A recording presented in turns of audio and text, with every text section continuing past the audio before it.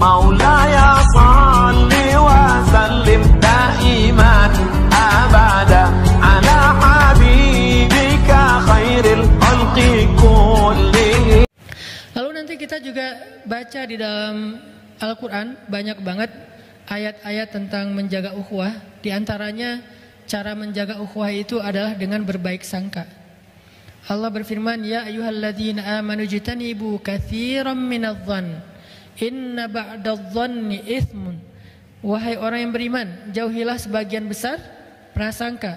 Inna ba'dadh-dhanni itsmun, karena sebagian besar prasangka itu adalah dosa. Allah mengajarkan tentang berprasangka baik, dan kemudian Rasulullah dan para sahabat mencoba untuk mempraktekannya dalam kehidupan mereka. Lalu muncullah cerita-cerita indah tentang berprasangka baik. Salah satunya terjadi kepada, kalau nggak salah namanya Tolha.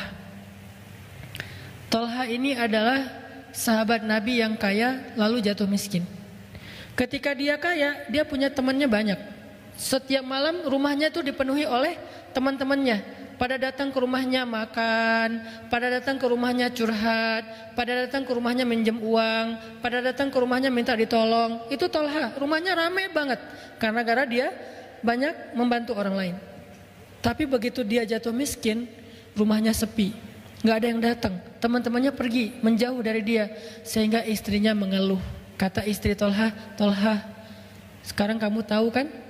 Ternyata teman-teman kamu itu nggak ada yang tulus mencintai kamu, nggak ada yang jadi sahabat sejati. Dulu aja ketika kamu kaya, mereka sering datang ke rumahmu. Sekarang giliran kamu jatuh miskin, mereka udah nggak pernah lagi datang kepadamu. Wajar nggak kata-kata ini? Wajar. Bahkan mungkin kita pernah ngerasa kayak gitu. Tapi tahu nggak jawaban Tolha kayak gimana? Ketika istrinya mengeluh seperti itu, Tolha mengatakan, justru mereka itu teman yang sangat pengertian, kata Tolha. Istrinya bingung, pengertian gimana maksud kamu? Dulu ketika aku punya banyak uang, mereka merasa nyaman meminta tolong kepada aku karena itu tidak akan memberatkan aku. Aku punya banyak harta, jadi menolong mereka ringan buat aku. Sekarang ketika aku sudah nggak punya apa-apa, mereka merasa kasihan dan nggak tega merepotkan aku dengan meminta tolong, maka mereka tidak datang lagi ke rumahku. Lihat angle yang diambil oleh Tolha, indah banget ya. Dia bisa menemukan satu angle berpikir yang akhirnya dia menyimpulkan yang baik tentang temannya. Kalau kita pasti mungkin 99% akan seperti istrinya. Ya benar. Giliran gua sukses dulu, teman gua banyak banget. Semuanya pengen datang bareng, jalan bareng segala macam, pengen segrup, pengen punya nomor telepon gua. Pokoknya kemana gua pergi rame tuh. Sekarang giliran gua udah susah, udah nggak eksis dan segala macam, udah pada nggak ada tuh. Bahkan di Japri aja nggak pada nge-read, nggak pada ngebales. Di grup juga udah nggak. Kalau gua broadcast udah nggak ada yang ngerespon, diem aja. Giliran ganti topik rame. Giliran gua yang share pada diem. Akhirnya kita ilfil, sedih, ya udah gua live group aja gitu ya.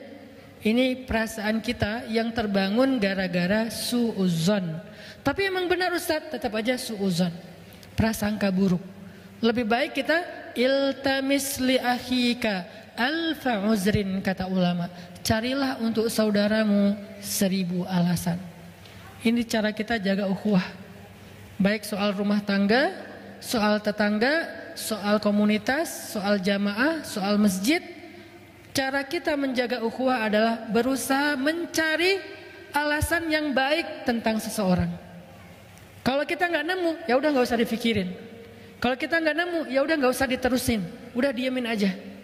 Kalau kita bisa ketemu, itu lebih baik supaya kita bisa punya sebuah alasan mencintai dia, sehingga kita nggak sempat berburuk sangka kepada dia. Itu tuh sahabat banget. Seringkali terjadi perpecahan di dalam sebuah komunitas atau jamaah atau keluarga, itu gara-gara prasangka sebetulnya. Kita terlalu gampang menyimpulkan sesuatu yang ternyata setelah ditabayun dia nggak gitu. Akhirnya kan jadi udah terlanjur bete ya, udah terlanjur sakit hati, dan itu juga udah susah recovery-nya. Maka sebelum itu Tolha mengajarkan kepada kita belajar untuk mencari sebuah alasan yang baik. Itu tuh Tolha. Kemudian ada lagi cerita husnuzon yang angle berbeda, terjadi kepada keluarga Abu Ayyub. Ketika ada hoax Aisyah selingkuh dengan Sofwan. Kan di zaman Nabi dulu pernah tersebar sebuah hoax yang paling trending, sampai di mana-mana orang bicarain itu, punya hashtag Aisyah dan Sofwan selingkuh. Itu tuh rame banget, dibahas di mana-mana, di Lambe Turah dibahas, di apa dibahas. Pokoknya rame aja tuh. Aisyah dan Sofwan titik gitu kan ya.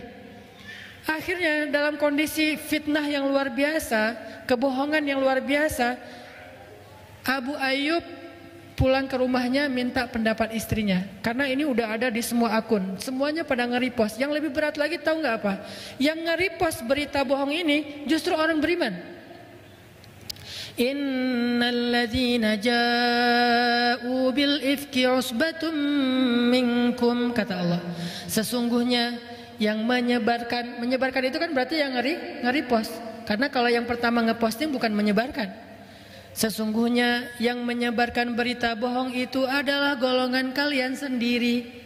Berarti kita taunya dari siapa? Dari teman kita yang kita percaya, teman kita dari temannya yang dia percaya, dan terus saja kayak gitu. Sehingga saking banyaknya orang beriman yang ikut nge-repost berita ini, kesannya berita ini benar. Kalau berita ini bersumbernya dari orang munafik, orang beriman gak percaya. Tapi masalahnya ada satu orang beriman yang kecolongan, ikut nge-repost berita yang belum jelas kebenarannya. Akhirnya dari satu repost ke repost yang lain, jadilah dia viral. Viral itu kalau bahasa dulu namanya mutawatir. Kalau dalam konsep hadis namanya hadis mutawatir, diriwayatkan dari banyak jalan. Kalau dalam konsep medsos disebut dengan viral, diriwayatkan oleh banyak akun. Semuanya pakai hashtag itu, semuanya ngeposting itu, semuanya komen di situ, komennya banyak, like-nya banyak, repostnya banyak, hashtagnya rame, akhirnya viral. Sampai Abu Ayyub sulit untuk tidak mempercayai berita ini. Pulanglah Abu Ayyub ke rumahnya, nanya ke istrinya, wahai istriku, kamu udah dengar belum berita tentang Aisyah dan Sofwan? Kata istrinya, udah. Emangnya kenapa? Gak nyangka ya, kata Abu Ayyub. Kita banget ya. Kasihan ya Rasulullah ya, gitu kan? Gak pernah kebayang ya Aisyah sama Sofwan bisa kayak gitu. Langsung istrinya kaget. Ternyata Abu Ayyub hampir percaya dengan berita bohong ini. Langsung istrinya mengatakan, wahai Abu Ayyub, gimana perasaan pendapat kamu kalau ada yang mengatakan saya selingkuh?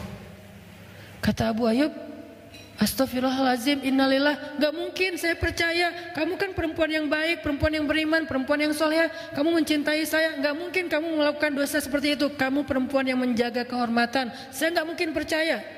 Istrinya senyum. Wahai Abu Ayyub, kata istrinya, gimana pendapat kamu kalau ada yang mengatakan kamu selingkuh? Abu Ayyub makin kaget. Ma'azallah, bahasa kita, auzubillah, saya laki-laki yang takut pada Allah, gak mungkin saya melakukan dosa itu, gak mungkin kepikiran juga, kan saya juga mencintai kamu, gitu ya. Istrinya senyum. Terus istrinya bilang, wahai Abu Ayyub, sesungguhnya Aisyah itu lebih solehah dari saya. Kalau menurut kamu saya aja gak mungkin selingkuh, apalagi Aisyah. Sesungguhnya Sofwan lebih soleh daripada kamu. Kalau menurut kamu, kamu aja gak mungkin selingkuh, apalagi Sofwan. Ini angle husnuzon paling kreatif nih. Membandingkan orang dengan diri kita. Coba kalau dosa itu, aib itu ditujukan kepada kita, kita merasa layak gak? Gak layak. Kalau menurut kita, kita aja gak layak, maka orang itu lebih gak layak lagi. Kenapa? Dia lebih soleh dari kita, dia lebih baik dari kita, dia lebih duluan taubat daripada kita, dia lebih sering ke masjid daripada kita, dia lebih sering ikut kajian daripada kita, dia lebih menjaga harga dirinya daripada kita, dia lebih baik bacaan Al-Qur'annya daripada kita. Cari kelebihan-kelebihan dia sampai kita merasa bahwa dia lebih daripada kita. Setelah kita menemukan bahwa dia lebih daripada kita, lalu kita simpulkan, kalau saya aja gak mungkin, apalagi dia. Ini husnuzon. Sehingga kalau kita merasa kecewa atau kaget, surprise dengan satu gosip tentang sesama kaum muslimin atau sesama ikhwah yang ada dalam satu jamaah atau satu komunitas, pakai kalau gak caranya Tolhah, maka caranya istri Abu Ayyub. Cara Tolhah apa? Oh mungkin, oh mungkin, oh mungkin. Kalau cara istri Abu Ayyub, gimana kalau saya? Kalau saya aja nggak mungkin, apalagi dia. Ini cara berhusnuzon yang diajarkan oleh para sahabat.